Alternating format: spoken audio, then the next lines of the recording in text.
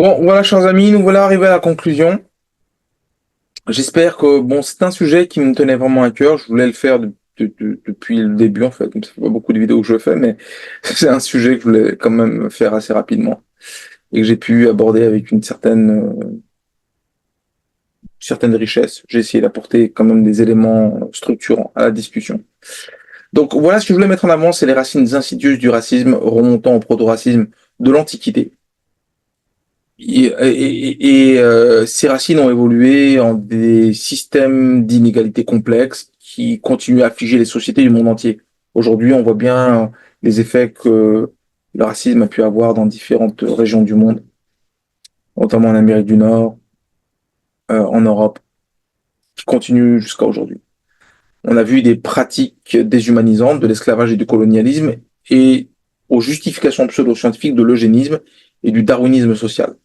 Donc, en fait, on voit bien qu'il y a une intersection. Cette intersection, c'est une vue successive de l'évolution du racisme qui, qui s'inter, qui s'intersecte ou qui intersectionne avec la quête du pouvoir et de la richesse, qui est inextricablement liée à la construction de hiérarchies raciales. Une hiérarchie raciale, c'est le but, c'est d'exploiter l'autre. Donc, on exploite des manipulations, des thèses pseudo-scientifiques pour manipuler l'opinion. On manipule l'opinion pour le faire accepter une réalité qui est fausse et qui permet de justifier certains agissements liés à le commerce d'autres êtres humains, mais qui aussi arrive jusqu'à le colonialisme, l'impérialisme, d'aller voler les ressources d'autres nations, d'autres territoires. La France, ou l'exemple que j'ai pris sur la France, constitue un triste rappel des coûts économiques et sociaux de telles divisions. Quel impact cela peut-il avoir sur une économie? Il serait intéressant d'ailleurs de faire le chiffrage de ces éléments-là et de voir combien ces éléments-là ont été au détriment de la France. Et cette politique raciale discriminatoire, combien a-t-elle plongé la France dans la difficulté aujourd'hui? Son implication historique dans le colonialisme et le traitement subséquent de ces populations marginalisées souligne des conséquences durables des préjugés raciaux. Cependant, la reconnaissance de ces injustices historiques offre une opportunité de changer profondément. L'illusion de la supériorité raciale, qui a été autrefois utilisée pour justifier l'exploitation et l'oppression des autres, est désormais démasquée en tant qu'idéologie fausse, manipulée et destructrice. Parce qu'on voit la destruction que ça a pu avoir tant au niveau des relations sociales entre certaines communautés, euh, la, aussi l'apathie ou la fraternité qui devrait être la nôtre. Il y a plein d'éléments comme ça qui ont disparu suite à tout ce genre d'éléments. Le véritable progrès ne réside pas dans l'accumulation de richesses pour une poignée de privilégiés, parce que l'accumulation, que vous accumuliez ou pas, à la fin de votre vie, vous n'amenez même pas une chaussette avec vous, une pièce de monnaie. On peut accumuler, mais à qui ça sert? À quoi ça sert? Vous accumulez l'argent, mais vous pouvez accumuler des milliards, mais vous mangerez toujours qu'un steak à chaque repas.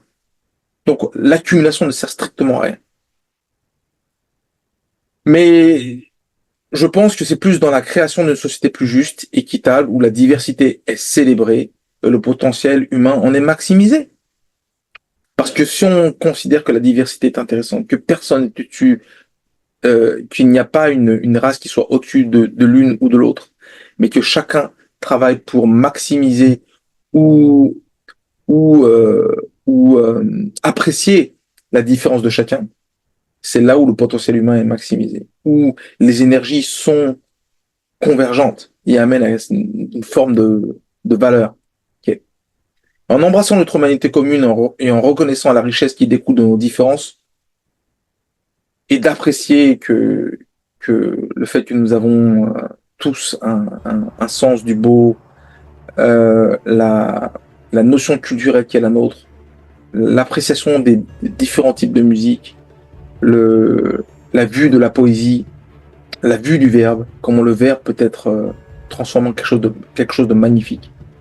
Et c'est à travers cela que nous pourrons tracer la voie vers un avenir défini par l'unité, la coopération et le bien-être collectif. Le bien-être collectif, ça signifie quoi? Signifie que quand je me sens bien, je veux que mon voisin se sente bien. Je veux que mon frère qui est à côté, qu'il soit blanc, noir, bleu, jaune ou violet, je veux qu'il soit bien. Parce que ça permet de vivre avec un sentiment de partager quelque chose qui est collectif, un sentiment d'être ensemble, un sentiment d'être une véritable communauté terrienne, une véritable communauté humaine. Aujourd'hui, nous ne sommes qu'un segment, un ensemble de segments qui vivons les uns à côté des autres. Et c'est ça le plus triste. Je vous remercie pour l'attention que vous avez portée. J'espère que vous regarderez cette vidéo. Et à très bientôt.